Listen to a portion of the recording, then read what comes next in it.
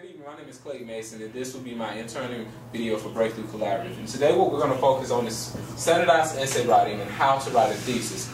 So to begin, can anybody tell me what is the basic, what is the construct of a standard essay? Mr. Cannon? In a standard essay, you have an opening paragraph, 3 supporting paragraphs, and a conclusion paragraph. Alright, you are correct. So out of those 5 paragraphs that make up the standardized essay, can anybody tell me which paragraph would be the most important paragraph? I say the conclusion paragraph because you've already established your thesis and your supporting points, and then in the conclusion you just bring it all together, and that way if somebody wants to read about it later, they'll know what you've talked about and what this paper is about. Alright, does anybody else have an idea as to which is the most important? Mr. Fenor?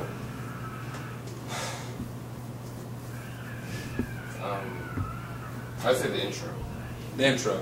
Now, Mr. Fenor will actually be correct. The opening paragraph is the most important paragraph, and the reason that it's the most important paragraph is because with a standardized essay, what you want your essay to do is typically build itself upon each other, right? So it's kind of like steps, all right?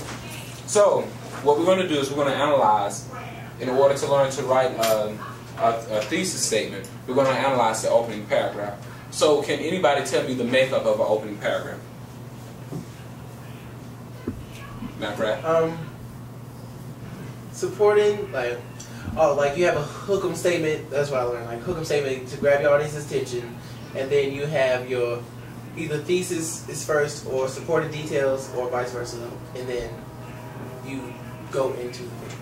All right, Mr. Kenny, you raise your hand as well. Yes, I was going to say, first, as you said, you have a hook-em statement that draws the audience's attention into your paper.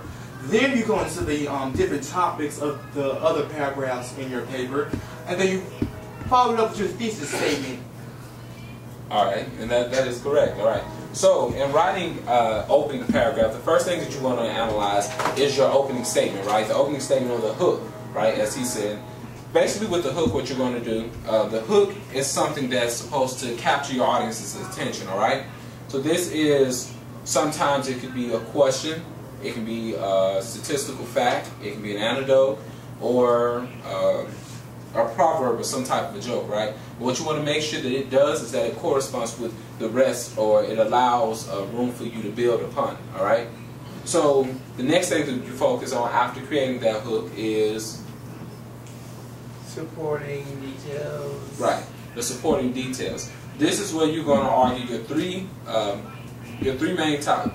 topics for this particular essay, whatever the topic may be, or to write out for your essay is, all right? Whether you're writing persuasive or informative, all right? So you're going to take those 3, and what you want to make sure they do is, like I said earlier, is that they build upon each other one by one, all right?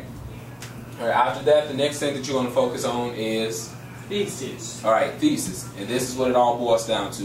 The thesis statement is what? Can anybody give me an idea as to what the thesis statement is? Mr. Fenor. It's an argument that you try to prove. Right. Alright, so basically your thesis statement, this is going to be a position statement for the opening paragraph. And this is probably the most important part because it sets the tone for the rest of your paper.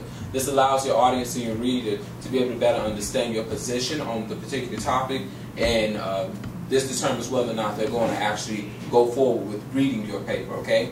So do anybody know how you construct that thesis?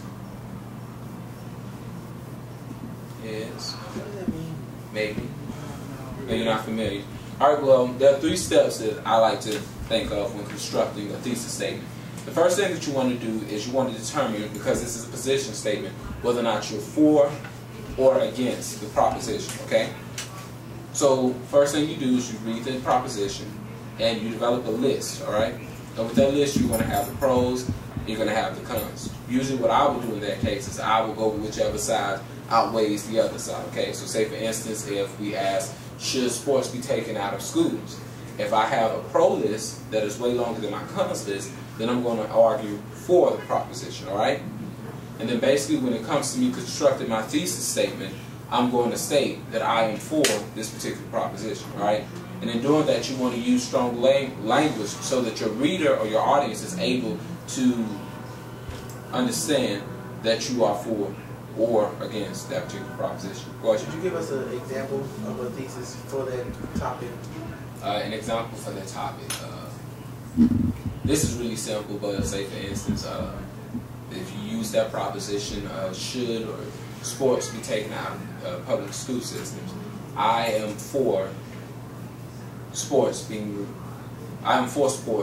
taken out of public school system for X, Y, and Z. Okay, X, Y, and Z are basically going to be the reasons as to why you feel they should be taken out of school. All right, so it's basically just your subject plus feelings, and that gives you your thesis statement. That's our lesson for today, you guys. Thank you.